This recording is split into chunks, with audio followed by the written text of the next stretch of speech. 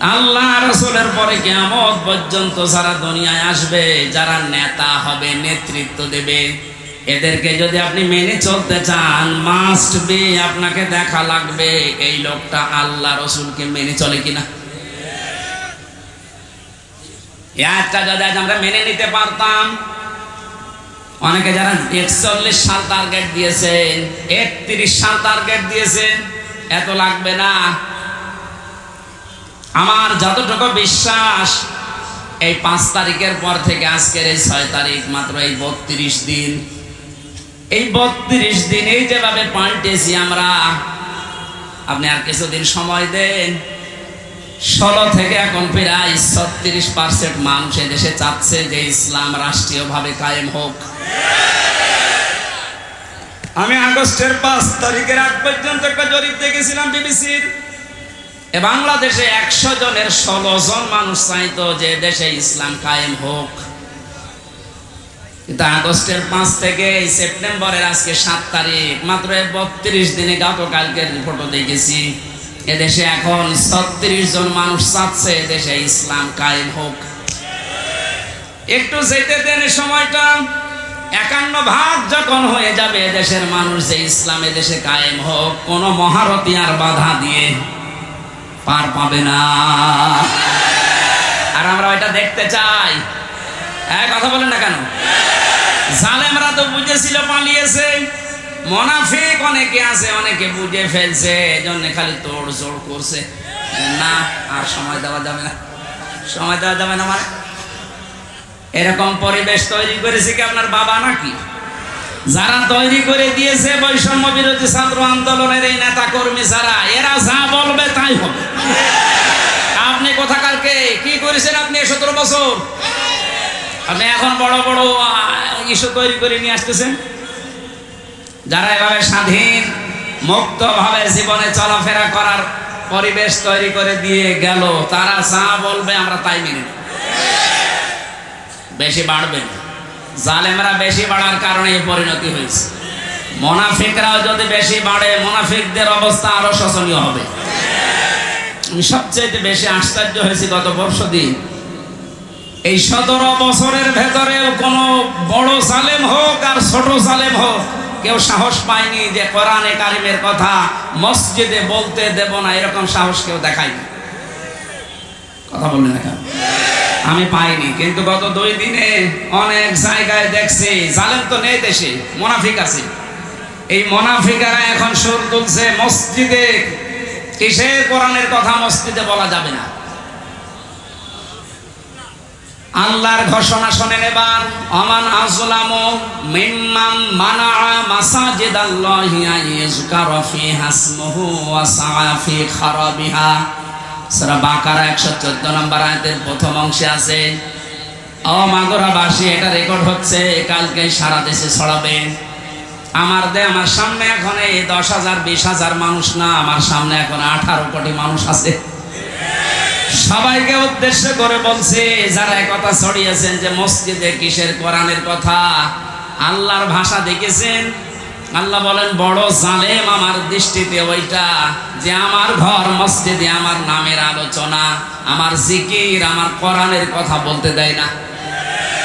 সুতরাং ভুল করছেন আপনি, আপনি কিন্তু জালেমের খাতায় পড়বেন। আর জালেম হলে সে আল্লাহর টার্গেট। জালেমেরা টার্গেট কার? বলেন বলেন বলেন। আল্লাহ যদি কাউকে টার্গেট নেয়, কি হয়েছে দেখেছেন? কালামানিকের বিসি উড়ে গেছে।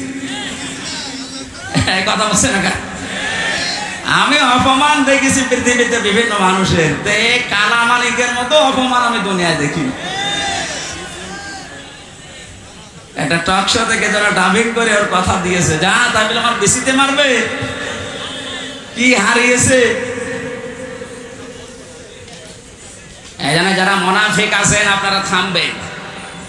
যারা আল্লাহ বাদে অন্য কাউকে ডাকার কথা বলে, ওর তো ঈমান নেই, ও তো মুনাফিক। মুনাফিকও না, কাফের। এই কথা বলেন না কেন? কারণ মুমিন কোনদিন আল্লাহ বাদে অন্য কাউকে ডাকতে হ্যাঁ, অন্য ধর্মের যারা আছে তাদের দেবতাকে ডাকবে, কোনো অসুবিধা নেই, ডাকুক, আরো ব্যবস্থা করে দেওয়া লাগবে। কিন্তু আপনি মুসলিম নাম নিয়ে আল্লাহর পাশাপাশি অন্য কাউকে ডাকবেন, আপনার ঈমান থাকবে না, আপনি বেঈমান হয়ে গেছেন। আইয়ুহাল্লাযীনা আমানুত্তাকুল্লাহা ওয়া কুনু মা'আস সাদিকিন।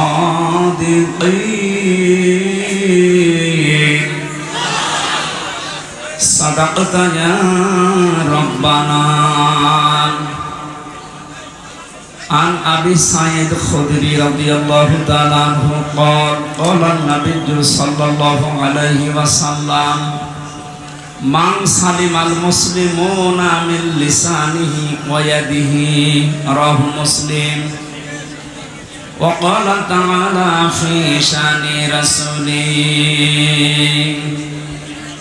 إن الله وملائكته يصلون على النبي يا أيها الذين آمنوا صلوا عليه وسلموا تسليما. اللهم صل على سيدنا مولانا محمد.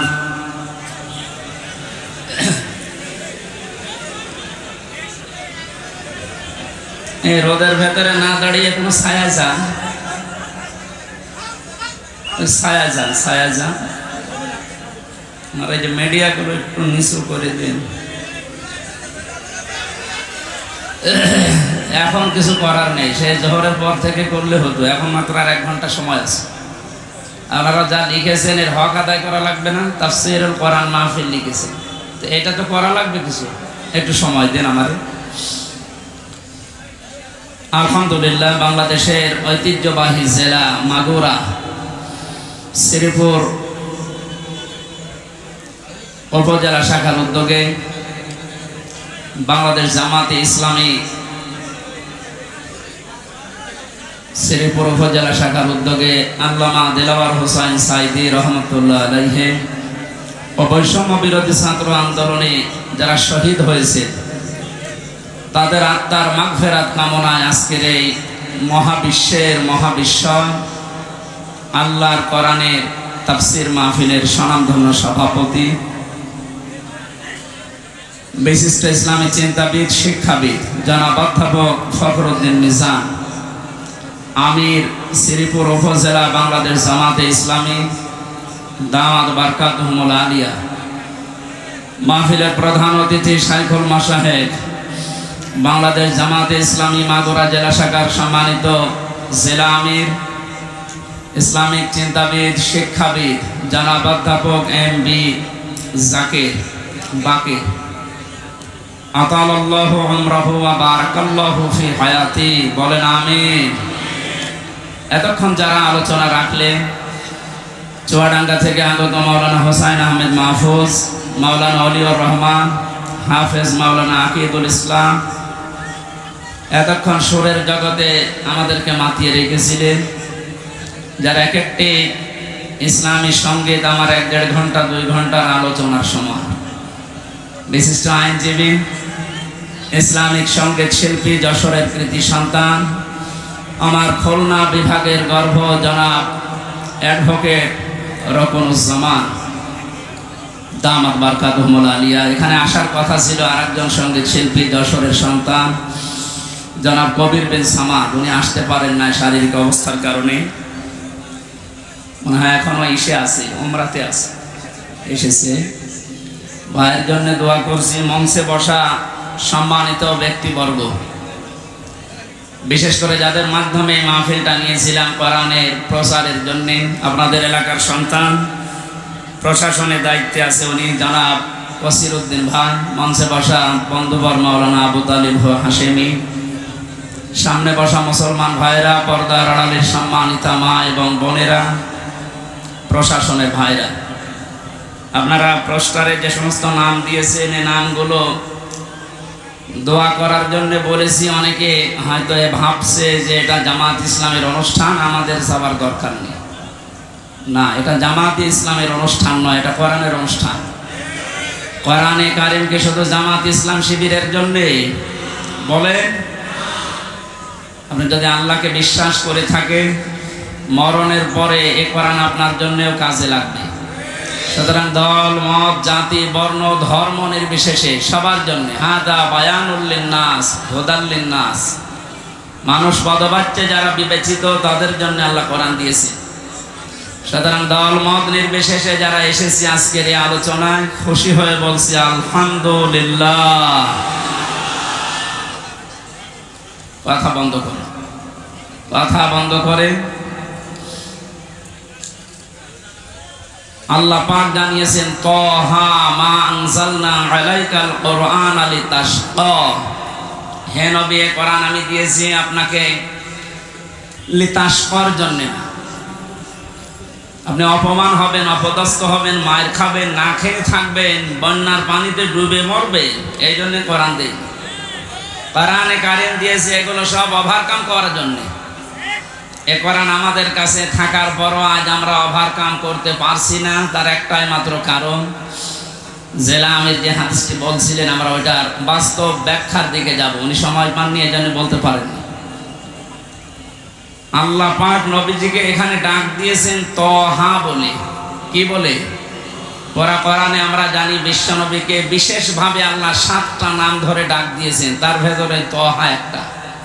প্রথমে ডাক দিয়েছেন ইয়াসিন, হে নেতা। ইয়া শব্দের শাব্দিক অর্থ হচ্ছে হে, হরফে নেদা। সিন মানে সাজ্জেদ। তাফসিরে কাবীর আল্লামা ফখরুদ্দিন রাজি রহমতুল্লাহ আলাইহি উনি ইয়াসিন শব্দের ব্যাখ্যা করতে গিয়ে 5টি বিষয় নিয়ে এসেছেন। তিনি বলেন সিন মানে সাজ্জেদুল আলামিন, সিন মানে সাজ্জেদুল বাশার, সিন মানে সাজ্জেদুল কাউনাইন, সিন মানে সাজ্জেদুল আম্বিয়া, সিন মানে সাজ্জেদুল মুরসালিন। আমরা অনেকে এখানে জানি হাদিসটা যে সূরা ইয়াসিন যদি কেউ একবার তেলাওয়াত করে 10 খতম কোরআন শরীফ পড়ার সওয়াব হয়। এটা আমরা জানি কিনা? কখন হবে? প্রত্যেকটি অক্ষরে মাস্ট বি 10টা করে নেকি আপনি পাবেন। এদের ভেতরে 83টা শিক্ষা আছে, এগুলো আপনার জীবনে তো থাকা লাগবে। তার প্রথম শিক্ষায় আল্লাহ দিয়েছেন ইয়াসিন, আল্লাহর ঘোষণা দেওয়া নেতা এ পৃথিবীতে একজন, তার নাম মুহাম্মাদুর রাসূলুল্লাহ সাল্লাল্লাহু আলাইহি ওয়াসাল্লাম। সুতরাং আপনি যদি বাংলাদেশ সহ বিশ্বের 228টা রাষ্ট্র এখন চলছে স্বাধীন পরাধীন মিলে,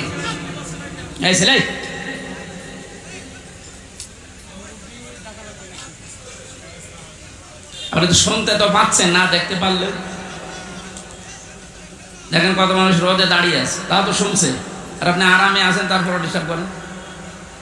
কথা বলবেন না ভাই, ইশারায় কাজ করেন। আর ভলান্টিয়ার কই, কারা কি করে? বললাম যে কথা বলবেন না, ইশারায় কাজ করেন। এ পৃথিবীর জমিনে কেউ যদি বাস না করে বলে আমি মঙ্গল গ্রহে বাস করব, চাঁদের দেশে বাস করব, সেখানেও নবীকে আপনাকে নেতা মানা লাগবে। এতানাজ্জালুল আমরু বাইনাহুন্না, প্রত্যেকটি জগতে আল্লাহর গ্রহে নক্ষত্র যেখানে আছে সৃষ্টি, ওখানে আল্লাহর বিধিবিধান আল্লাহ নাজিল করছেন তাদের মতো করে। যেহেতু পৃথিবীতে আমরা মানুষ বাস করি, এই জন্য আমাদের জন্য আল্লাহর বিধান যেটা আছে তার ভেতরে ইয়াসিন এই 6666টি আয়াতের ভেতরে আছে না নেই? সিদ্ধান্ত নিয়ে বাড়ি যাবেন, আল্লাহর নবী বাদ দিয়ে কাউকে আমরা নেতা আদর্শ মানি না। এটা কিন্তু নামাজের মতো ফরজ। অনেকে আজকে রাজনীতি মনে করে, দুনিয়ার হিসাব মনে করে চলে যায়। না, এটা দুনিয়ার বিষয় না, এটা আখিরাতের সাথে সম্পর্কিত।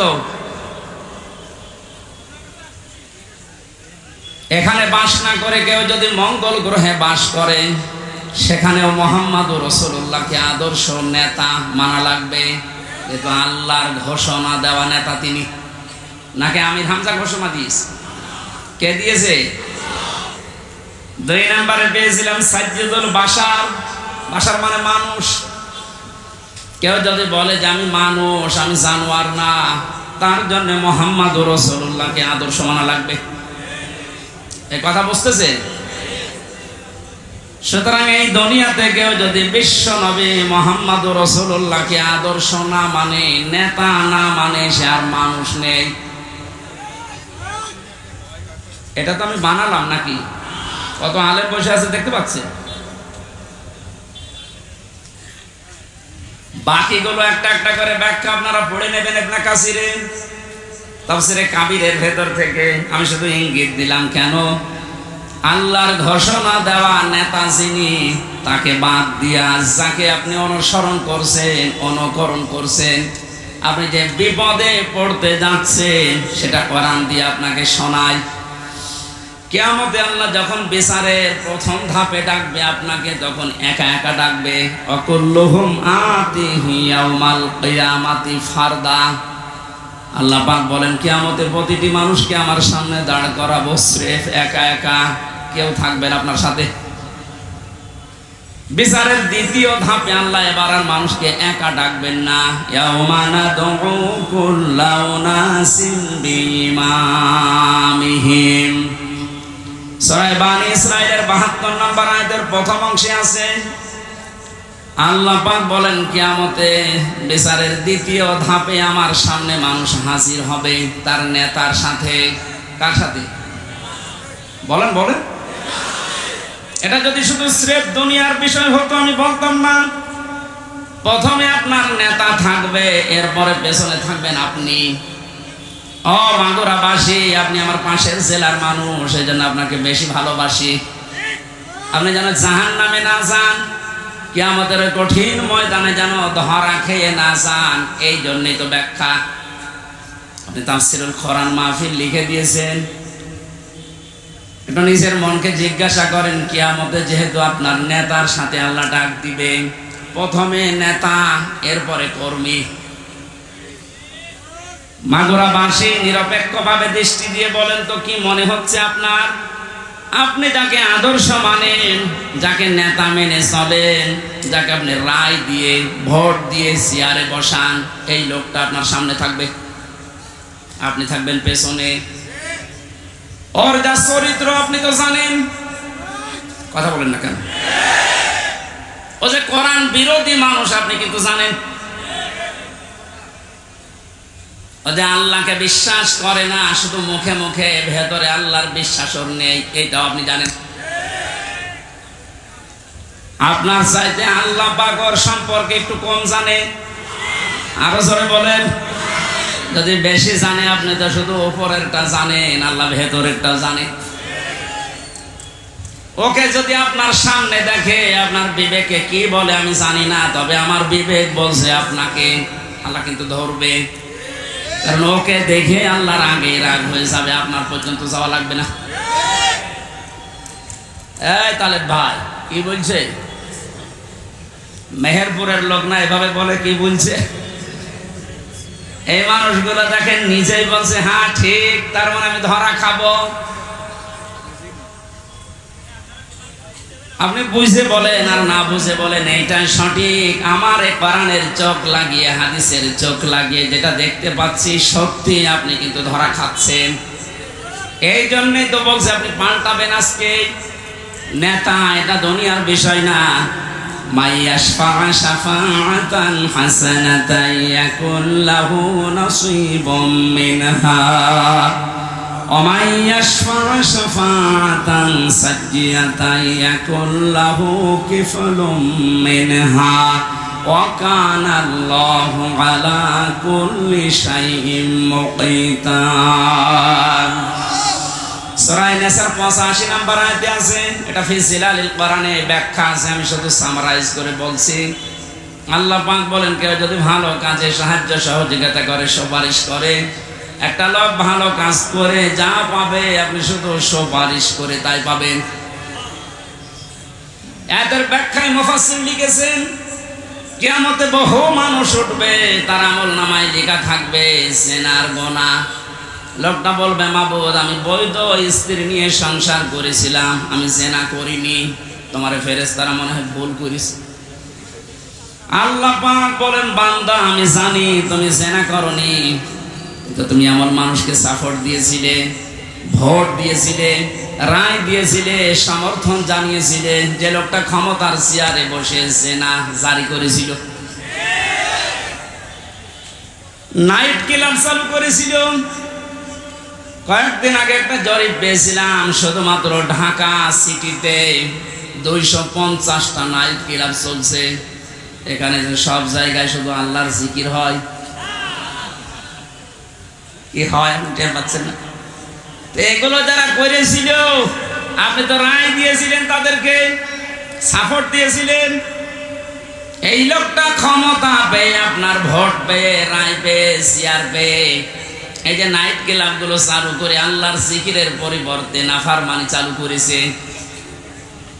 হাজার লক্ষ লক্ষ জেনা সংগঠিত হয়েছিল।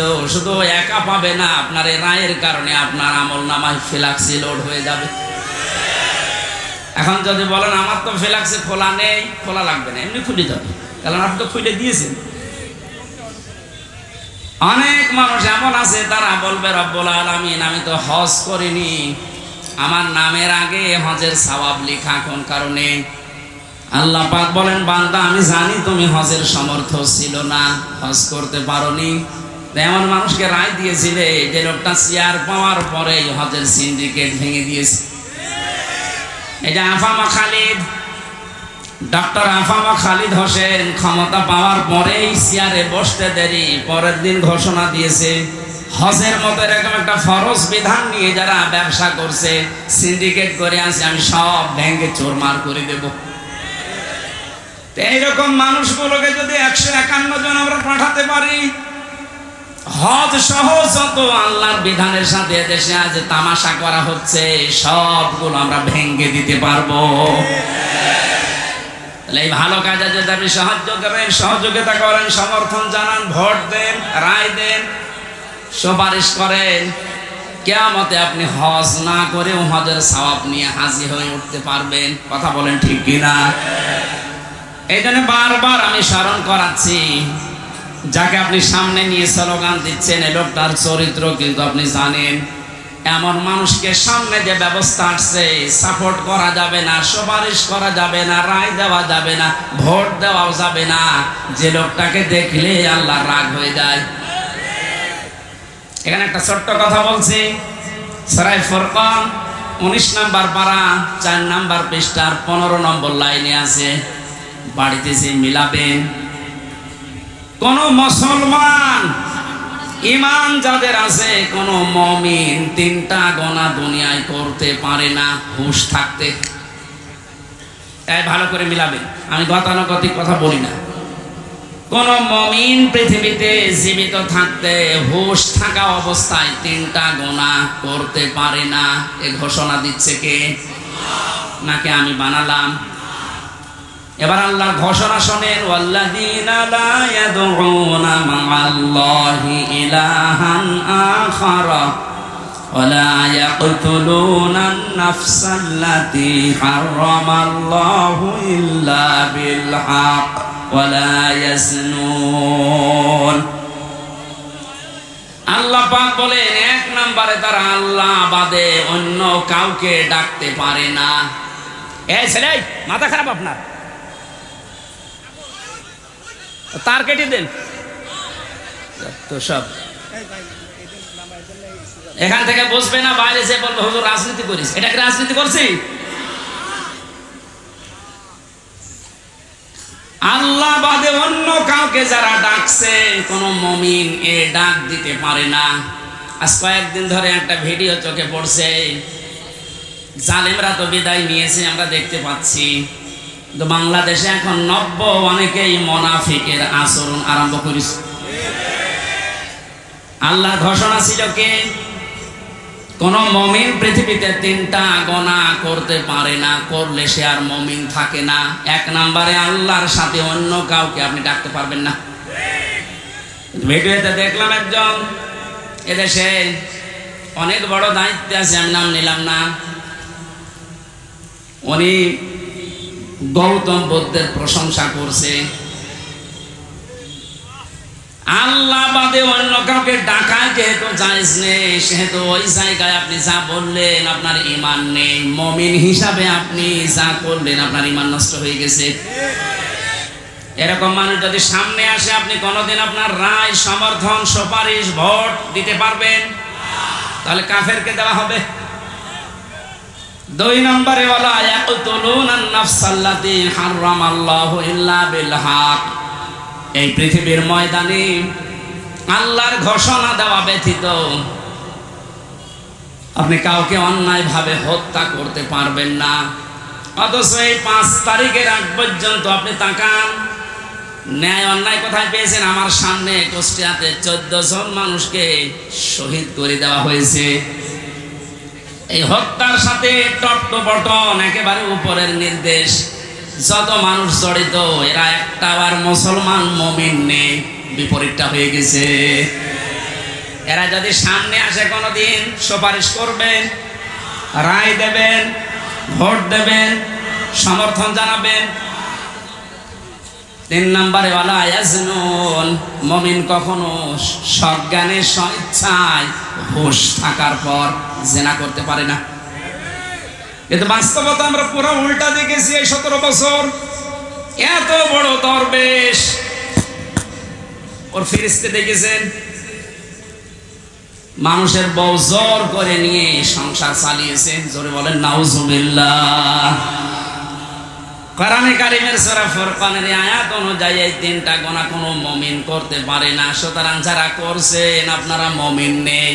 আর দেশে 96% মুসলমান কোনোদিন আপনাদেরকে সাপোর্টও করতে পারে না। আমি আশা করছি আপনি কথা মেনে নেবেন, কারণ এটা আমার নিজের কথা না, আল্লাহর বক্তব্য। আমি শুধু অ্যাডভার্টাইজ করলাম। কথা বলেন না কেন? মানবেন কিনা আপনার বিবেককে জিজ্ঞাসা করেন। নবীকে যে আল্লাহ 7টা নামে ডাক দিলেন, তার প্রথম নাম যেহেতু ইয়াসিন ছিল, ইয়াসিনের 2 নাম্বার অর্থ হচ্ছে সাইয়্যিদুল বাশার। মানুষ হিসাবে দাবি করলে আপনাকে মুহাম্মাদুর রাসূলুল্লাহ মাস্ট বি, তাকে আদর্শ নেতা মানাই লাগবে।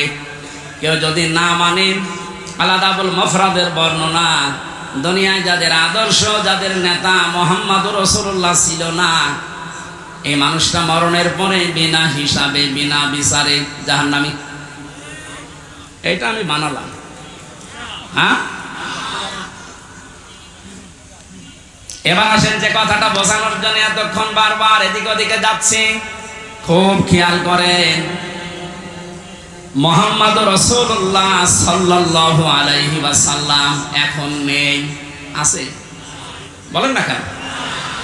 উনি যে আমাদের আদর্শ, আমার নেতা, উনি তো নেই। আমি এখন দেখে মেনে চলবো কি করে? কোরআনে কারীম জানিয়েছে, ইয়া আইয়ুহাল্লাযীনা আমানু আতিউল্লাহা ওয়া আতিউর রাসূলা ওয়া উলিল আমরি মিনকুম ইলা আখির আয়াত। সূরা নিসা 5 নম্বর পারার 6 নম্বর পৃষ্ঠা 9 নম্বর লাইনের 59 নম্বর আয়াতে আছে। এটা ফি জিলালিল কোরআনে পাবেন। আল্লাহ ডাক দিয়েছেন, হে ঈমানদারেরা, আমি আল্লাহর আনুগত্য করো, আমার রাসূলের আনুগত্য করো, আর তোমাদের ভেতরে যারা উলিল আমর নেতৃত্ব দেয়, নেতা যারা, তাদের মেনে চলো। এই আদেশ মানা নফল না ফরজ? আরো জোরে বলেন। নামাজ যেভাবে ফরজ মনে করে পড়েন, এই আয়াতটাও মেনে নেওয়া লাগবে ঠিক ওইভাবে ফরজ মনে করে। কিন্তু শিক্ষার বিষয় এখানে যে আতিউ, এটা ফেল, এটা ভার্ব, এটা ক্রিয়া। এই শব্দটা আল্লাহ নিজের নামে আর রাসূলের নামে দিয়েছেন, কিন্তু উলিল আমরের আগে আল্লাহ শব্দটা দেননি। আমি যে কয়টা তাফসীর আয়াতের সাথে মিলিয়েছি, সব মুফাসসির একমত, আল্লাহ রাসূলকে মেনে চলা লাগবে, কোনো প্রশ্ন করা যাবে না। আল্লাহ রাসূলের পরে কিয়ামত পর্যন্ত যারা দুনিয়ায় আসবে, যারা নেতা হবে, নেতৃত্ব দেবে, এদেরকে যদি আপনি মেনে চলতে চান, মাস্ট বি, আপনাকে দেখা লাগবে এই লোকটা আল্লাহ রাসূলকে মেনে চলে কিনা। একটা যদি আমরা মেনে নিতে পারতাম, অনেকে যারা 41 সাল টার্গেট দিয়েছেন, 31 সাল টার্গেট দিয়েছেন, এত লাগবে না। আমার যতটুকু বিশ্বাস, এই 5 তারিখের পর থেকে আজকের এই 6 তারিখ, মাত্র এই 32 দিন, এই 32 দিন এই যেভাবে পাল্টেছি আমরা, আপনি আর কিছুদিন সময় দেন, 16 থেকে এখন প্রায় 36% মানুষ দেশে চাচ্ছে যে ইসলাম রাষ্ট্রীয়ভাবে কায়েম হোক। আমি আগস্টের 5 তারিখের আগ পর্যন্ত একটা জরিপ দেখেছিলাম বিবিসির। বাংলাদেশে 100 জনের 16 জন মানুষ চাইতো যে দেশে ইসলাম কায়েম হোক। কিন্তু আগস্টের 5 থেকে সেপ্টেম্বরের আজকে 7 তারিখ, মাত্র 32 দিনে গতকালকের রিপোর্টও দেখেছি, এদেশে এখন 36 জন মানুষ চাচ্ছে দেশে ইসলাম কায়েম হোক।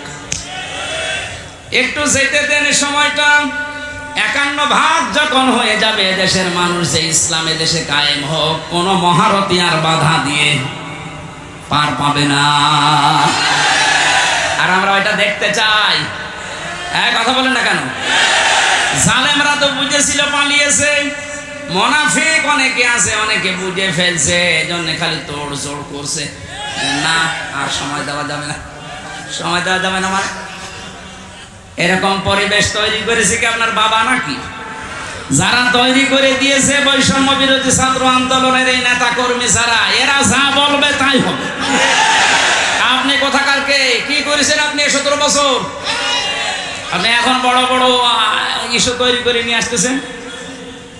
যারা এভাবে স্বাধীন মুক্ত ভাবে জীবনে চলাফেরা করার পরিবেশ তৈরি করে দিয়ে গেল, তারা যা বলবে আমরা তাই মেনে নেব। বেশি বাড়বেন, জালেমরা বেশি বাড়ার কারণে এই পরিণতি হয়েছে।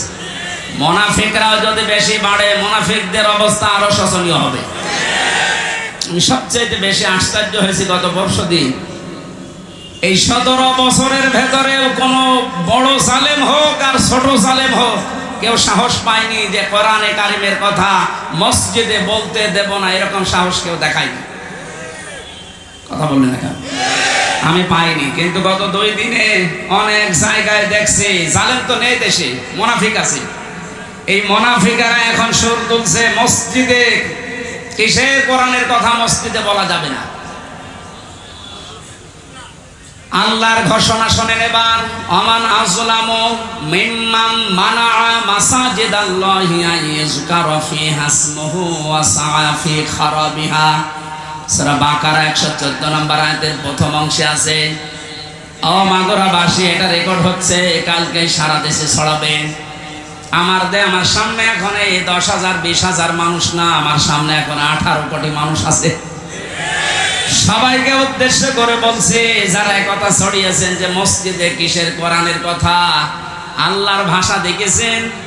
আল্লাহ বলেন, বড় জালেম আমার দৃষ্টিতে ওইটা যে আমার ঘর মসজিদে আমার নামের আলোচনা, আমার জিকির, আমার কোরআনের কথা বলতে দেয় না। সুতরাং ভুল করছেন আপনি। আপনি কিন্তু জালেমের খাতায় পড়বেন, আর জালেম হলে সে আল্লাহর টার্গেট। জালেমেরা টার্গেট কার? বলেন বলেন বলেন। আল্লাহ যদি কাউকে টার্গেট নেয়, কি হয়েছে দেখেছেন? কালামানিকের বিসি উড়ে গেছে। এই কথা বলছে না? আমি অপমান দেখেছি পৃথিবীতে বিভিন্ন মানুষের, তো এই কালামানিকের মতো অপমান আমি দুনিয়ায় দেখি। একটা টক শো থেকে যারা ডাবিং করে ওর কথা দিয়েছে, যা তাই বলে আমার বিসিতে মারবে, কি হারিয়েছে। এখানে যারা মুনাফিক আছেন আপনারা থামবেন। যারা আল্লাহ বাদে অন্য কাউকে ডাকার কথা বলে, ওর তো ঈমান নেই, ও তো মুনাফিক। মুনাফিকও না, কাফের। এই কথা বলেন না কেন? কারণ মুমিন কোনদিন আল্লাহ বাদে অন্য কাউকে ডাকতে হ্যাঁ, অন্য ধর্মের যারা আছে তাদের দেবতাকে ডাকবে, কোনো অসুবিধা নেই, ডাকুক, আরো ব্যবস্থা করে দেওয়া লাগবে। কিন্তু আপনি মুসলিম নাম নিয়ে আল্লাহর পাশাপাশি অন্য কাউকে ডাকবেন, আপনার ঈমান থাকবে না, আপনি বেঈমান হয়ে গেছেন। আজ কিছু মানুষ এই যে 96% মুসলমান বাদ দিয়ে বাকি থাকে, আর দেশে অন্য ধর্মের কয় ভাগ? 4 ভাগ। বলেন বলেন। এই 4 ভাগ মানুষকে নিজেদের পক্ষে রাখার জন্য, আন্তর্জাতিক ভাবে বিভিন্ন মহলকে এটা দেখানোর জন্য ঈমান পর্যন্ত অনেকে বিক্রি করে দিচ্ছে। আমি নিচে নামলাম না, আপনি বোঝার যদি বুঝে নেন। এখানে যে কথাটা আমি ইঙ্গিত দিতে চাচ্ছি, মুহাম্মদ রাসূলুল্লাহ বাদ দিয়ে অন্য কাউকে যে মানুষগুলো আদর্শ মেনে আছেন, আপনি ভুল পথে আছেন। কিয়ামতে আপনি যে ধরা খাবেন, আপনি নিজেই স্বীকার করবেন। সুতরাং এখনই আপনি ফিরে আসবেন। ফিরে আসবেন কিনা বলেন তো? ফিরে আসবেন। আমি চাই আপনি যেন কিয়ামতে বিপদে না পড়েন। আমরা সবাই আল্লাহর বানানো জান্নাতে যেতে চাই ইনশাআল্লাহ। আমরা কোরআনে কারিমের একটা মাত্র আয়াত পড়েছি, সূরা তাওবা 119 নম্বর আয়াত। এর ভেতরে যে কথাগুলো আছে এই কথাগুলো আমি তাফসীর আকারে বলার চেষ্টা চালাবো। আমা তাওফীকি ইল্লা বিল্লাহ। জেলা আমির সাহেব হাদিস পড়েছিলেন, পড়াটা উনি সময় পানিয়ে যদি ব্যাখ্যা করতে পারেন, এটা বাস্তবের সাথে আমাদের আজ মিলানো লাগবে। আন আবি হুরায়রা রাদিয়াল্লাহু তাআলা আনহু قال قال النبي সাল্লাল্লাহু আলাইহি ওয়াসাল্লাম, বিশ্বনবী বলেন, হযরত আবু হুরায়রা থেকে এটা বর্ণিত, মান করাল কোরআনা, যে ব্যক্তি আল্লাহর কোরআন পড়ে, ফাস্তাযহারাহু, এবং কোরআনকে যারা ইজহার করার চেষ্টা করে। ইজহার মানে আমি যতগুলো অভিধানে ইজহার শব্দটা মিলিয়েছি, ইজহার শব্দের শাব্দিক অর্থ প্রকাশ করা, স্পষ্ট করা, দাঁড় করানো, কায়েম করা। আধুনিক ভাবে এখন যারা হাদিস ব্যাখ্যা করছে তারা লিখছে ইজহার মানে বিজয়ী করা। কোরআন যারা এদেশে আমরা পড়ছি, আমরা যদি এই মানুষগুলোই কোরআনকে বিজয়ী করার জন্য চেষ্টা চালাই, ফাহাল্লা হালালাহু ওয়া হারামা হারামাহু, এর ভেতরে বর্ণিত হালালকে হালাল জেনে মেনে নেওয়া, হারামকে হারাম জানার পরে ছেড়ে দেওয়া, আদখালাহুল্লাহুল জান্নাহ, নবীজি বলেন আল্লাহ তাকে জান্নাতে দিয়ে দিয়েছে। মাগুরা বাসে আমরা এখনো মরলাম না, অথচ আদখালা মাছের শিখা দিলেন কেন? আমরা তো মরবো, কবরে যাব, এরপরে তো জান্নাত। নবীজি একই জানিয়েছেন, আদখালাহুল্লাহুল জান্নাহ, আল্লাহ তাকে জান্নাতে দিয়ে দিয়েছে। তার মানে কি? মুহাদ্দিসিন ইকরাম ব্যাখ্যা করতে গিয়ে হাদিসে লিখেছেন, সত্যি যদি কেউ কোরআন 4টা শর্ত মেনে পড়তে পারে, শুদ্ধ করে পড়ে, ওটা বোঝে, নিজে ওর উপরে আমল করে, আর ওটা মানুষের কাছে পৌঁছিয়ে দেওয়ার নিয়তে চেষ্টা করে, তাহলে কোরআন পড়ার অর্থ পেলাম কয়টা? শর্ত। কোরআন পড়ার শর্ত কয়টা? শুদ্ধ করে পড়া, নিজে বোঝা, ওটা নিজের ব্যক্তিগত জীবনে আমল করা, কাজে পরিণত করা। 4 নম্বরে ওই কথাটা মানুষের কাছে পৌঁছিয়ে দেওয়ার জন্য চেষ্টা করা। এই 4টা শর্ত মেনে যারা কোরআন পড়ে এবং কোরআনকে যারা ইজহার করার, বিজয় করার চেষ্টা চালায়, যে ইজহার শব্দের শাব্দিক অর্থ যে বিজয়ী, এটার বাস্তব উদাহরণ সূরা সফের ভেতরে আল্লাহ দিয়েছেন, ওয়াল্লাযী আরসালা রাসূলাহু বিল হুদা ওয়া দীনিল হক লিইয়ুযহিরাহু আলাদ দীনি কুল্লি ওয়া কাফা ওয়ালাউ কারিহাল মুশরিকুন। আল্লাহ বলেন, তিনি সে আল্লাহ যিনি তার রাসূলকে সত্য দিন দিয়ে, জীবন বিধান দিয়ে দুনিয়াতে পাঠিয়েছেন। উদ্দেশ্য তার একটাই, লিইয়ুযহিরাহু আলাদ দীনি কুল্লি, যত রকমের বিধান দুনিয়াতে আছে, মানুষের তৈরি করা নিয়ম নীতি, সবগুলো পেছনে ফেলে দিয়ে আল্লাহর কোরআনকে, ইসলামকে তিনি বিজয়ী করবেন। জোরে বলেন সুবহানাল্লাহ। এই আয়াত এবং এই হাদিসের বাস্তবতা যেটা আমরা এখন টের পাচ্ছি, 53 বছর বাংলাদেশটা স্বাধীন হওয়ার পরে আমরা দেখেছি কোরআনে কারিমে ইজহার নেই, বিজয়ী নেই। এই কারণে আমরা অনেকেই কিন্তু হালালকে হালাল জানার পরও মানতে পারছি না। দেশে এরকম জায়গা নেই, কথা বলেন। হারামকে হারাম জানার পরও আমরা ছেড়ে দিতে পারছি না। ঘুষ দিয়ে চাকরি করা হালাল না হারাম? আরো জোরে বলেন। আপনি একটা জায়গা দেখান বাংলাদেশে 5 তারিখের আগ পর্যন্ত, প্রাইমারি থেকে বিশ্ববিদ্যালয় পর্যন্ত, এমনকি শ্রীপুর মাগুরার এই জামে মসজিদ থেকে কেন্দ্রীয় মসজিদ বাইতুল মুকাররম পর্যন্ত একটা জায়গাও টাকা পয়সা দেওয়া, অবৈধ সুপারিশ ছাড়া চাকরি হয়েছে কিনা? আমরা কিন্তু জানি এটা হারাম কাজ। হারাম জানার পরও হারামকে আমরা ছেড়ে দিতে পারি নাই, কারণ কোরআন দেশে বিজয়ী নেই। কথা বলুন। আর হারামকে হারাম জানার পরে যদি ছেড়ে দিতে চান, কোরআনকে বিজয় করার দরকার নেই। আপনি যদি কোরআন বিজয় না করেন, জানবেন যে এটা হারাম কিন্তু ছাড়তে পারবেন না, জানবেন যে এটা হালাল কিন্তু ধরতে পারবেন না। এই জন্যই নবীজি ফাস্তাযহারাহু দিয়েছেন। কোরআন পড়ার পরে যারা একে বিজয় করার চেষ্টা চালাবে, যদি বিজয় হয়ে যায়, আপনি হালালকে হালাল জানার পরে মেনে নিতে পারবেন, হারামকে হারাম জানার পরে আপনি ছেড়ে দিতে পারবেন।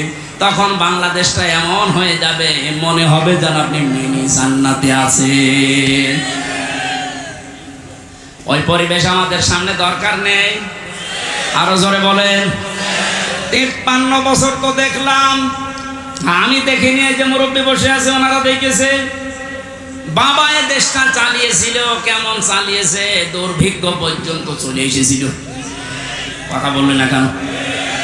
অনেকের স্বামী চালিয়েছিল, আমরা দেখি, আমি দেখি নাই, এ মুরব্বীরা দেখেছে। চাচা চালিয়েছিল 9 বছর, সে যেভাবেই হোক। বউ চালিয়েছে, ভাবিও চালিয়েছে, সবার এখন শেষ। এখন মাত্র বাকি আছে আল্লাহর এই কোরআন দিয়ে দেশটা চললে কেমন দেখা যায়, এটা দেখতে বাকি আছে। কারা কারা দেখতে চান যে কোরআন দিয়ে দেশ চলো? এই আন্দাজে হাত তুলবেন না, এটা কিন্তু ওয়াদা করছেন আল্লাহর সাথে।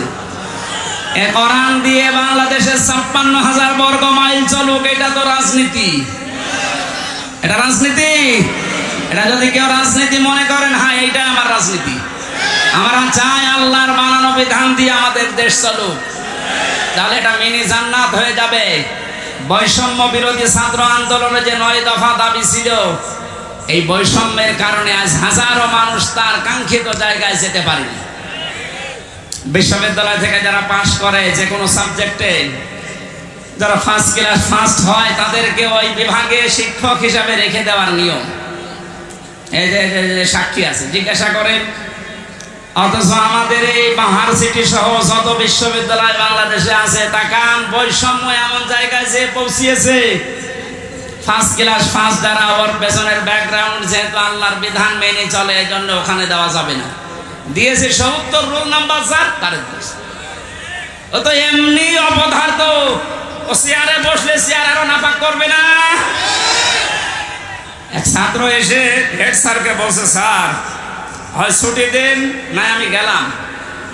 মানে হেড স্যার তাকিয়ে দেখে ও ব্যাগ খাতা বই কলম যেভাবে নিয়ে পজিশনে দাঁড়িয়ে আছে, ও ছুটি দিলেও যাবে, না দিলেও পালাবে। এদিকে তার রোল নাম্বার কত? স্যার 82। 82 মানে ক্লাসে ছেলে মেয়ে কয়টা? 82টা। 82টা ছেলে মেয়ে, রোল নাম্বার 82। খুব ভালো ছাত্র, ওর জীবনের কোনো উদ্দেশ্য আছে? শুধু আসে বাবা মার ভয়ে আর পাঙ্কু মেরে চলে যায়। যাদের 1, 2, 3 তাদের ব্যাকগ্রাউন্ড দেখে তারা আল্লাহর বিধান মানে, আল্লাহর বিধান জমিনে চায়, এজন্য আপনি তাদের দিলেন না। যার রোল নাম্বার 82, তারে আপনি 35 লাখ টাকা নিয়ে চেয়ারে বসিয়ে দিলেন, কয়দিন পরে এসি আসিয়া থাকবে? দেশটা কত বৈষম্য তৈরি হয়েছিল, কত নিকৃষ্ট জায়গায় পৌঁছিয়েছে। বাস্তব উদাহরণ এই বায়তুল মোকাররমের ক্ষতি।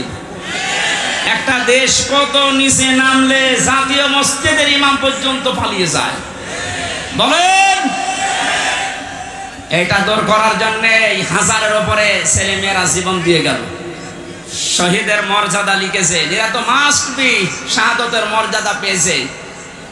দেওয়াল চাপা পড়ে মরলে যদি শহীদ হয়, আগুনে পুড়ে মরলে যদি শহীদ হয়, পানিতে ডুবে পড়লে যদি শহীদ হয়, সাপে কাটা পড়ে মরলে যদি শহীদ হয়, জালেমের জুলুমের সামনে নিজের জীবন দিয়ে গেল, ওর জীবনের মায়া ছিল না? বলেন। কয়েকদিন আগে শহীদ আবু সাইদের বাড়ি গিয়েছিলাম রংপুরে। ছোটবেলা থেকেই নাকি প্রতিবাদী ওর বাবা বলছিল, যেভাবে জীবনটা দিয়ে গেল, এভাবে হাত তুলে কিয়ামতে আল্লাহ ওকে এইভাবে তুলবে। কারণ শহীদদের কোনো লাশ ধোয়ানো হয় না, যেভাবে মরে ওইভাবেই কবরে দেওয়া হয়। কথা বলেন না কেন? কিয়ামতের দিন এই বুকে 4টা গুলি নিয়ে উঠবে। আল্লাহ জিজ্ঞাসা করবে, আবু সাঈদ তোমার বুকে এতগুলো গুলি কেন? ও বলবে, আমি জুলুমের সামনে নিজের জীবন পর্যন্ত দিয়েছি মানুষের অধিকার রক্ষা করার জন্য। আমার জীবনের মায়া ছিল, কিন্তু আমার চাইতে বেশি মহব্বত ছিল মানুষের অধিকারগুলোর উপরে। বলেন তো এভাবে উঠবে না উঠবে না? এরপরও আমরা আহলে হাদিসের নাম নিয়ে কিছু মানুষকে দেখতে পাচ্ছি, ওরা ভিডিও বানিয়েছে যে না, শহীদ আবু সাঈদ শহীদ হয়নি, ও বুক পেতে আত্মহত্যা করেছে। আপনার ঈমান চলে যাবে। মানে শহীদের শব্দটা খেলাছোড়া বিষয় না, এটা হাসি তামাশা না।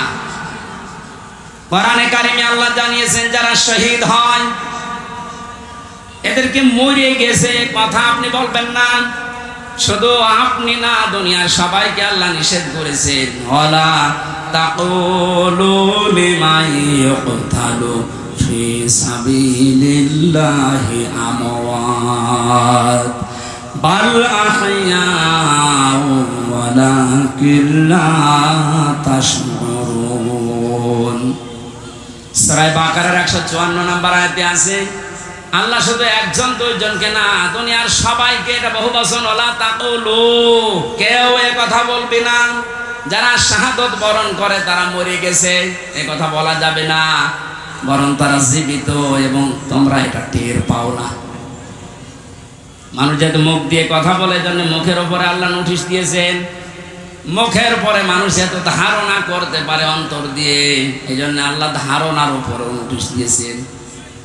ওয়ালা তাহসাবান্নাল্লাযীনা কুতিলু ফি সাবিলিল্লাহি আমওয়াতা বাল আহইয়াউন ইনদা রাব্বিহিম ইয়ারসাকুন।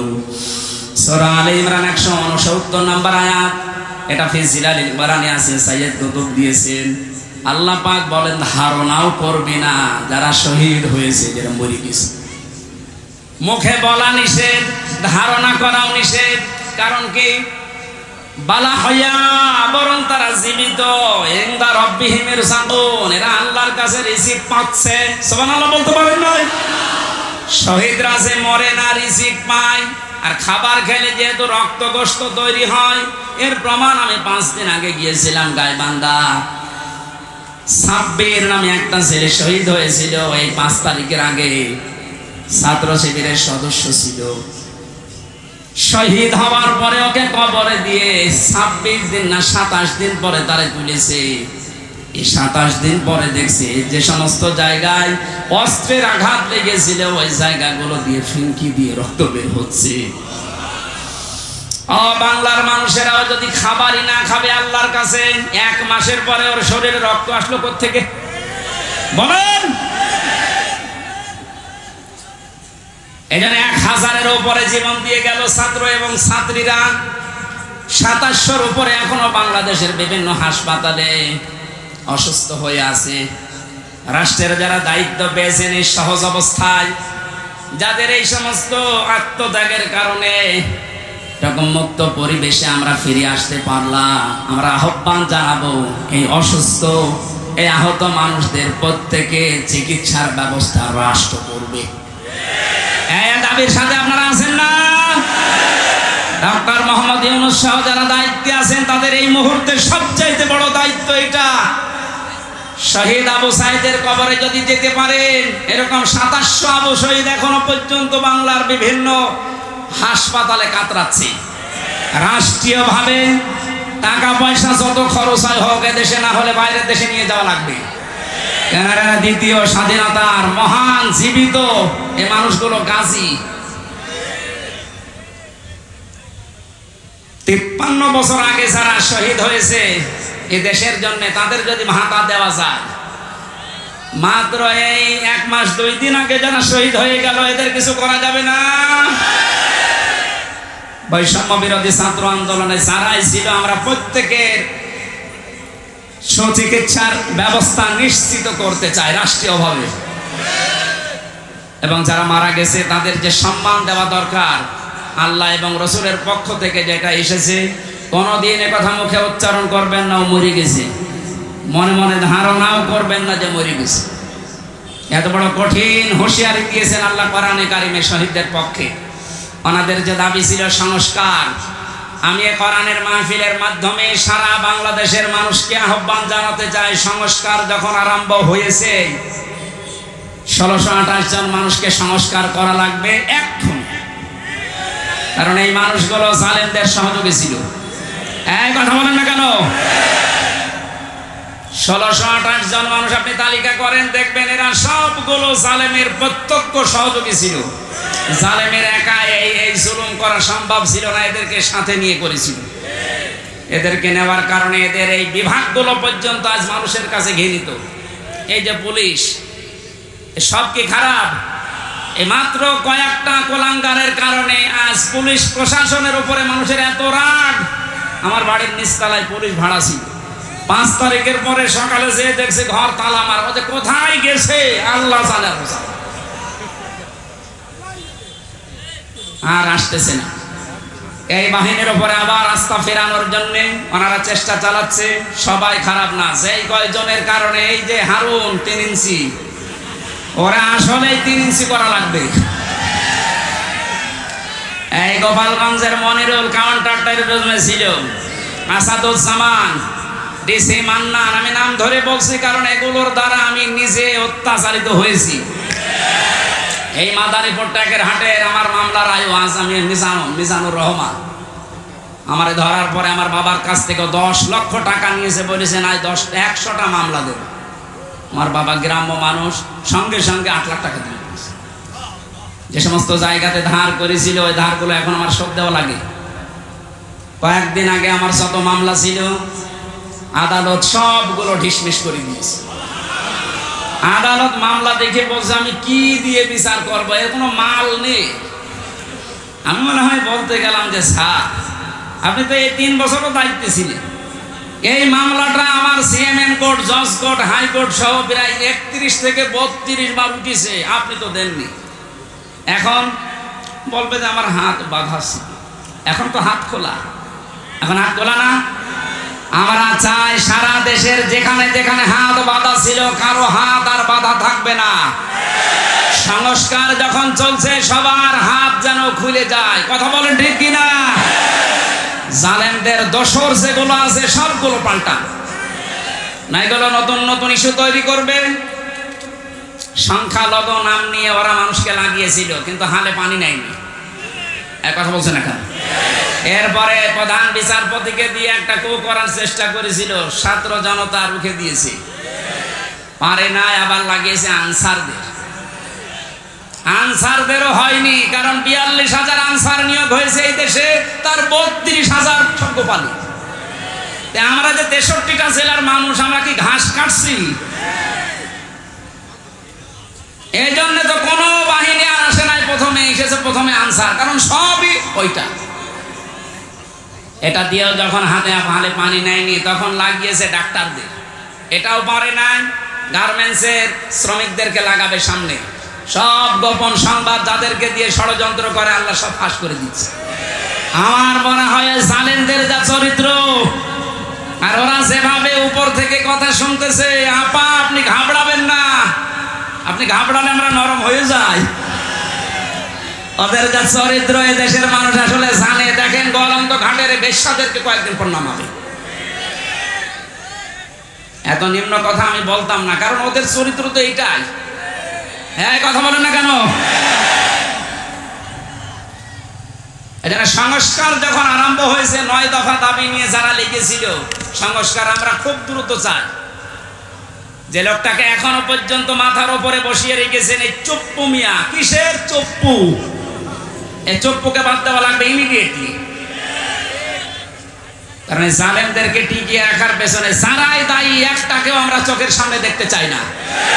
এই কথা বলেন, নয়তো কিন্তু এই ষড়যন্ত্র রোখা যাবে না। নতুন নতুন করে আবার ফাঁদ বাঁধবে। বেশ্যাদেরকে দিয়েও হবে না, তখন নিজেরা উলঙ্গ হয়ে নামবে। চরিত্র বলতে কিছু আছে যে নামবে না? এত অত্যাচার করেছিল জেলখানার ভেতরে মানুষকে। আমার যে মামলা, এটা মূল্যচুরি মামলাও না, সন্দেহ করে আমার ধরে নিয়েছে। আমার ওয়াজ শুনে নাকি কিটা উদ্বুদ্ধ হয়ে সংসার ভাঙতে গেছে, এই ছিল আমার মামলা। আর আমারে নিয়ে রেখেছে ফাঁসির কন্ডেম সেলের ভেতর। রিমান্ডে নিয়েছিল মাটির নিচে, ওই যে আয়না ঘর বলে ওটা নিচে আমি দেখে এসেছি। আমার কালো কাপড় দিয়ে চোখ বেঁধে, হাত পেছনে বেঁধে দিয়ে, তাও হ্যান্ডকাপ দিয়ে, যেটা লাগলে হাত কেটে যায়, পায়ের ভেতরে ডান্ডা বেড়ে দিয়ে 11 ঘন্টা আমার টাঙিয়ে রেখেছি যে যা বলতে বলছি এটা বলা লাগবে, নয়তো আপনার বউ তুলে নিয়ে আসবো আমরা। বলেন নাউজুবিল্লাহ। এই মানুষগুলোকে বলে ক্ষমা করে দেন। কিসের ক্ষমা? কোনো ক্ষমা নেই এদের, কারণ এদের মাফ করবেন না আল্লাহ, কারণ ওরা আল্লাহর কাছে অপরাধ করে নাই, করেছে হামজার কাছে।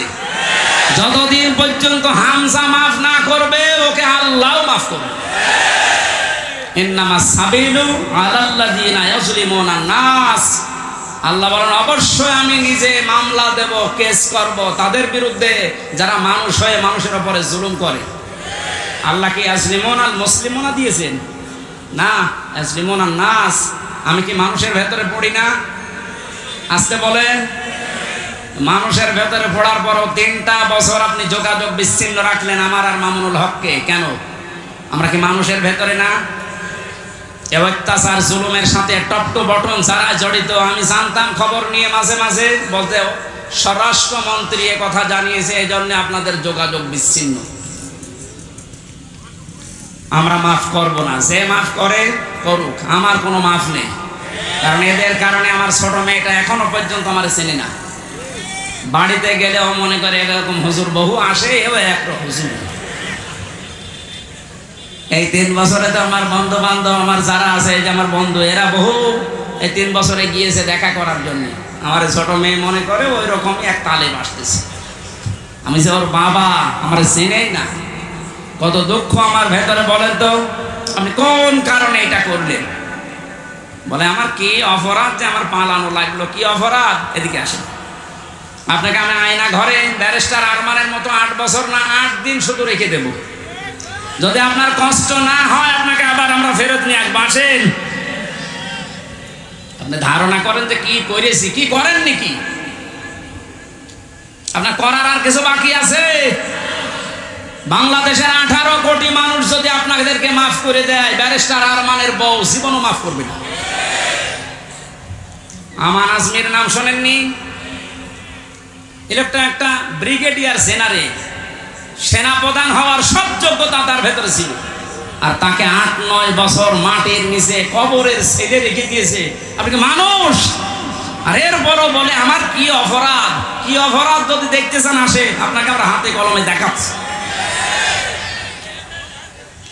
জালেম যারা, এই জালেমদের সংস্কার এই মুহূর্তে আমরা আহ্বান জানাচ্ছি, যারা দায়িত্বে আছেন, কোনো দেরি করা যাবে না।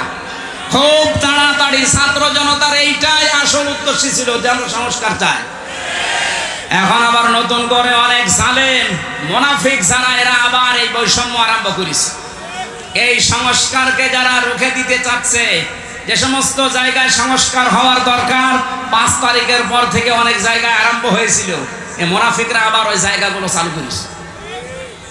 এমন এমন জায়গায় টোল নেওয়া আরম্ভ করছে, কিয়ামত পর্যন্ত মনে হয় টোল নিয়েই যাবে। অথচ ওই ব্রিজের টোল নেওয়া আরো 80 বছর আগে বন্ধ করার দরকার ছিল। কথা বলে না কেন?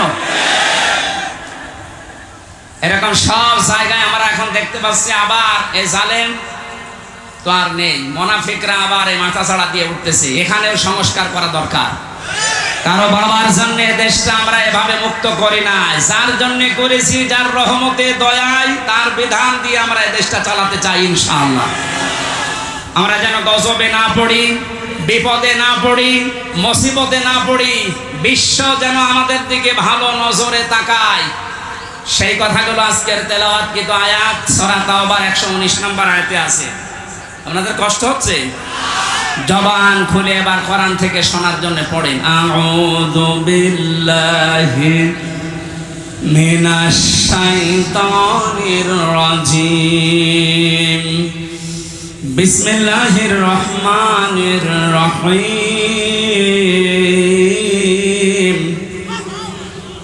ইয়া আইয়ুহাল্লাযীনা আমানুত্তাকুল্লাহা ওয়া কুনু মা'আস সাদিকিন। সাদাকাল্লাহুল আযীম। সূরা তাওবার নামকরণ, ঐতিহাসিক প্রেক্ষাপট, শানে নজুল, বাস্তব কিছু কথা মাতৃভাষায় বলা, এরপরে ব্যাখ্যা দেওয়া, বাস্তব সংক্রান্ত 5 নম্বরে মূল শিক্ষা নিয়ে আমরা বাড়ি যাব। এরকম 5টা বিষয় ছিল তাফসীরে ইবনে কাসিরের ভেতরে। আমরা সবগুলো করতে গেলে আজান দিয়ে দেবে, জন্য তাড়াতাড়ি করছি। নামকরণের ভেতরে তাওবা শব্দটা আছে, এই জন্য সূরার নাম তাওবা। 2 নম্বরে আমরা মাতৃভাষায় অর্থ করছি, হে ঈমানদারেরা আল্লাহকে ভয় করো, সত্যবাদী যারা তাদের সাথে থাকো। এ নির্দেশ কার? আয়াতের ভেতরে আমরা 3টা বিষয় পেয়েছি। আমার ভাইরা, জুহাল্লাযীনা আমানু, মুফাসসির বলেন আল্লাহ যখন শুধু ঈমানদারকে ডাক দেন তখন তার কুদরতি হাত এভাবে উঁচা করে আদরের সাথে ডাকে, হে আমার ঈমানদারেরা।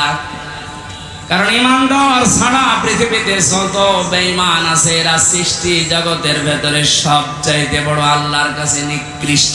জোরে বলেন নাউজুবিল্লাহ। জীবনে কিছুই যদি আপনি না পান, জুলুম, অত্যাচার, নির্যাতনের স্টিম রোলার সহ্য করেছেন, তারপরও ঈমান ছাড়েননি, আপনি কিন্তু আল্লাহর কাছে উলাইকা হুম খায়রুল বারিয়া, সৃষ্টি জগতের আপনি শ্রেষ্ঠ একটা সৃষ্টি। জোরে বলেন সুবহানাল্লাহ। সিস্টেম অপর পৃষ্ঠায় আছে, কোন মানুষ যদি ঈমান না আনে, যত বড় জায়গায় থাক, আল্লাহর দৃষ্টিতে উলাইকা হুম শাররুল বারিয়া, এরা আল্লাহর কাছে সবচাইতে বড় নিকৃষ্ট সৃষ্টি। জোরে বলেন নাউজুবিল্লাহ। আমরা যেহেতু ঈমান আনতে পেরেছি, বড় সম্পদ আমাদের কাছে আছে। এবার আয়াতের পরবর্তী 2টা বিষয় মেনে নিতে পারলে যত রকমের বিপদ আপদ বাধা বিপত্তির সামনে আসার কথা সবগুলো আল্লাহ নিজের পক্ষ থেকে দূর করে দেবেন। কোরআনে কারিমে আয়াতের ব্যাখ্যায় পেয়েছি আমি, ওয়াজাহিদু ফিল্লাহি হাক্কা জিহাদি হুয়া জিতাবাকুম ওয়া মা জাআলা আলাইকুম ফিদ-দীনি মিন হারাজ, ইলা আখির আয়াত।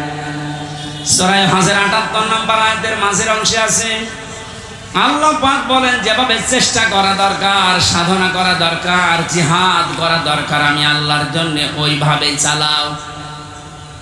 তোমাদেরকে আমি আল্লাহ নির্বাচিত করেছি।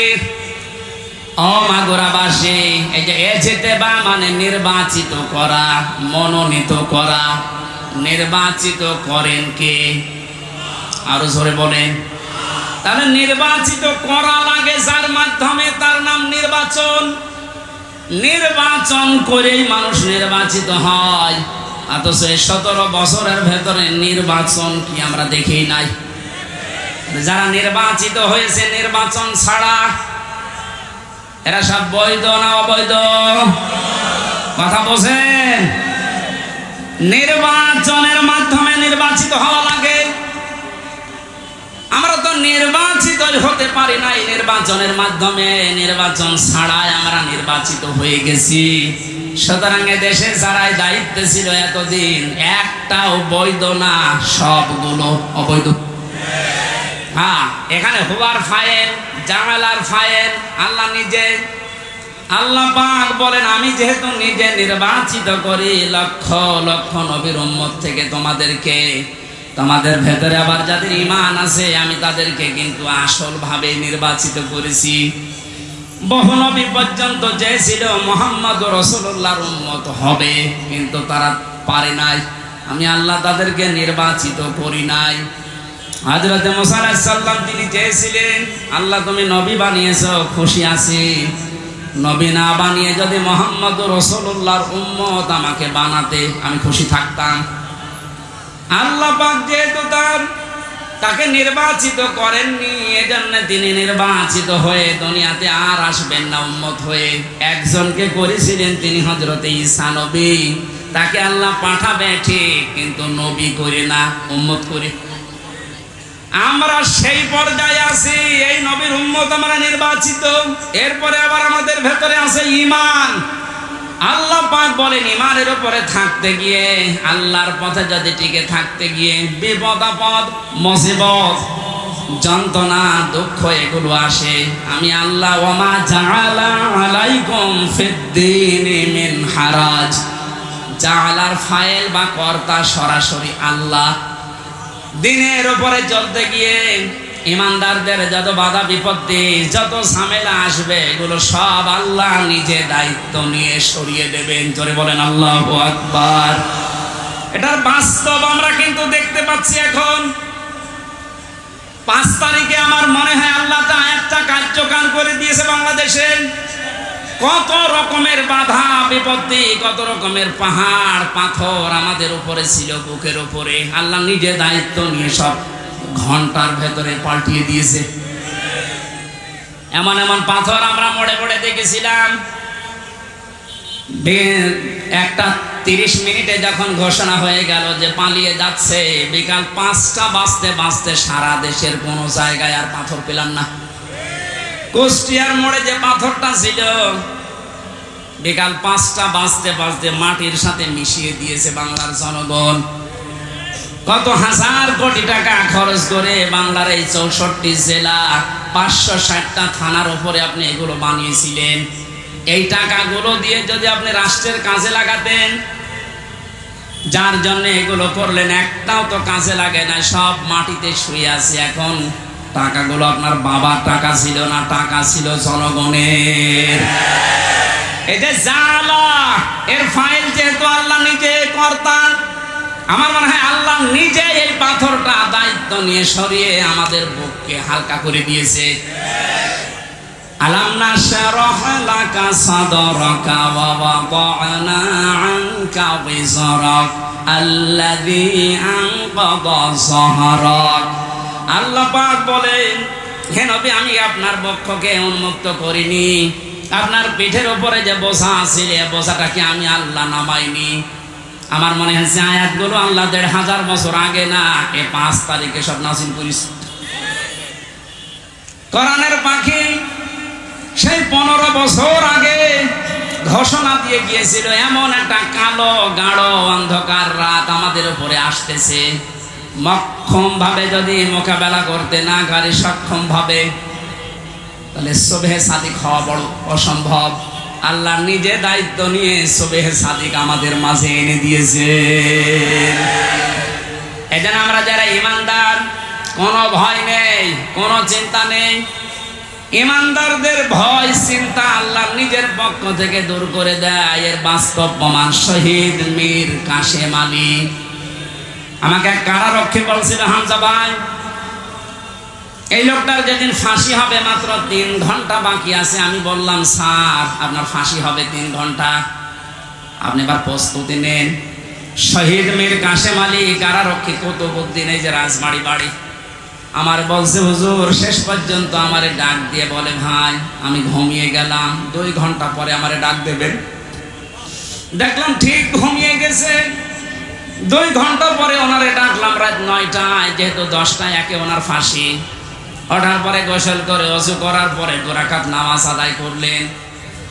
এশার নামাজ শেষ করে 2 রাকাত নামাজ আদায় করে আমারে বলছে, কারারক্ষী ভাই সাল্লাত শাহজাহানকে ডাক দেন, আমি রেডি হয়ে গেছি। কারারক্ষী আমার বলছে, আমির হামজা ভাই, আমার মনে হচ্ছে উনি শ্বশুর বাড়ি যাওয়ার জন্য ব্যস্ত, অথচ মাত্র 1 ঘন্টা আছে। ও বাংলার মুসলমানের, আপনার কি মনে হয় এই কঠিন পরিস্থিতিতে, অথচ তার ছেলেটা গুম হয়ে আছে, ব্যারিস্টার আরমান, তার স্ত্রী অসুস্থ হয়ে আছে, তার দলের লোক হাজার হাজার পালিয়ে বেড়াচ্ছে, জেল খাটতেছে, 24 ঘন্টা তার দলীয় লোকজন আতঙ্কে আছে। এই অবস্থায় সে বলছে, আমি 2 ঘন্টা ঘুমিয়ে নিলাম, আমারে ডেকে দেন। আপনি বলেন তো, ওই সময় কি ঘুম আসার কথা? কেন ঘুম এসেছে? কারারক্ষী বলছিল, ভাই ওনার ঘুম আসলো কি করে, আমার এখনো মাথায় ধরে না। আমি বললাম, আমার ধরেছে। আল্লাহ পাক বলেন, ইন্নাল্লাযীনা ক্বালু রাব্বুনাল্লাহু সুম্মা ইসতাকামু তাতানাজ্জালু আলাইহিমুল মালাইকা। যারা এই কথা দুনিয়ায় বলতে পারে আমাদের রব আল্লাহ, আর এর উপর টিকে থাকতে পারে, আল্লাহ ফেরেশতা নাযিল করে তাদেরকে শুধু সাহায্যই করে না, এটা যেহেতু তাতানাজ্জালু মুসারে বর্তমান ভবিষ্যৎ প্রেজেন্ট ফিউচার মালাকুন না দিয়ে আল্লাহ মালায়েকা বহুবচন দিয়েছেন। যারা আল্লাহকে রব বলার পরে সত্যিই টিকে থাকতে পারে ইখলাসের সাথে তাওয়াক্কুল করে, মাস্ট বি আল্লাহর ওয়াদা আল্লাহ পূরণ করবেই, তাদের জন্য ফেরেশতা আল্লাহ নাযিল করবেই। ফেরেশতাদের এসেছিল তার প্রমাণ, আল্লাহ তাখাফু ওয়ালা তাহজানু, ফেরেশতারা বলতে থাকে কোনো ভয় পাবেন না, কোনো চিন্তা নেই। কিসের ভয়, কিসের চিন্তা? তাফসীরে ফি জিলালিল কোরআন সাইয়্যিদ কুতুব লিখেছেন, আমাকে যখন ফাঁসি দেওয়া হয়, যে ইমাম এসেছিল কালেমা পড়াতে, আমি ডাক দিয়ে বললাম আপনি আমাকে কালেমা পড়াবেন, এর জন্য রাষ্ট্র আপনাকে বেতন দেবে, অথচ এই কালেমার দাওয়াত দেওয়ার কারণে আজ আমাকে ফাঁসি দেওয়া হচ্ছে। সুতরাং ইমাম ভালো করে শোনেন, আপনার কালেমা আর আমার কালেমা এক কালেমা না। আল্লাহ তাখাফু ওয়ালা তাহজানু, সাইয়্যিদ কুতুব এর ব্যাখ্যায় তিনি লিখেছেন, ফেরেশতা যখন কানের কাছে এসে বলতে থাকে কোনো ভয় নেই, কোনো চিন্তা নেই, আপনার ছেলে মেয়ের জন্য, আপনার দলের লোকের জন্য, ব্যবসা প্রতিষ্ঠানের জন্য আপনার চিন্তা আসতে পারে, ভয় হতে পারে, আল্লাহ নিজে ওইগুলোর দায়িত্ব তার কুদরতি হাতে তুলে নিয়েছে। মাগুরার মুসলমানেরা, আমার তো 100% বিশ্বাস হচ্ছে শহীদ মীর কাসেম আলী 3 ঘন্টা ফাঁসি, এরপরে 3 ঘন্টা পরে যার ফাঁসি হবে, 2 ঘন্টা যেহেতু ঘুমিয়েছে, অবশ্যই মাস্ট বি ফেরেশতা ওনার কানের কাছে কিছু শুনিয়েছিল, নাই তো ঘুম আসার কথা না। আমার তো কোনো চিন্তা টেনশন ছিল না, তারপর আমার ঘুম আসতো না 3 বছর। আর যার মাত্র 3 ঘন্টা পরে দুনিয়া থেকে বিদায় নেবে, তার ঘুম আসে কি করে? আপনার শুনতে যত সহজ মনে হচ্ছে, বিষয়টা অত সহজ না। ওই জায়গায় যদি আপনি পতিত হতেন, বুঝতেন যে বাস্তবতা কত কঠিন। কিন্তু ওরা এমন সহজ করে নিয়েছে।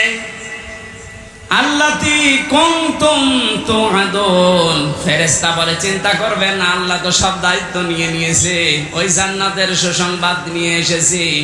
ওয়া আবশিরু বিল জান্নাতিল্লাতি কুনতুম তুআদুন, ওই জান্নাতের সুসংবাদ গ্রহণ করেন, যে জান্নাতের ওয়াদা আল্লাহ নিজে আপনার সাথে করেছেন। জোরে বলেন সুবহানাল্লাহ। বাংলার মুসলমান, আমাদের কোনো পুঁজি নেই, একটা পুঁজি আমাদের আছে, আমরা ইমানদার। আরো জোরে বলেন, এটা দুনিয়ার সবচাইতে বড় পুঁজি আমাদের। ইমানদারকে আল্লাহ বেশি ভালোবাসেন, এই জন্য ডাক দিয়েছেন ইত্তাকুল্লাহ, আমি আল্লাহকে ভয় করো। মুফাসসির যারা এখানে আছে, যারা আলেম আছে, কোন মানুষ যদি আমরা আল্লাহকে ভয় এই শব্দটা বাস্তবে দেখাতে পারি, দুনিয়ায় 9টা আর আখেরাতে 27টা উপকার আল্লাহ নিজে করবেন বলে কোরআনে ঘোষণা দিয়েছেন।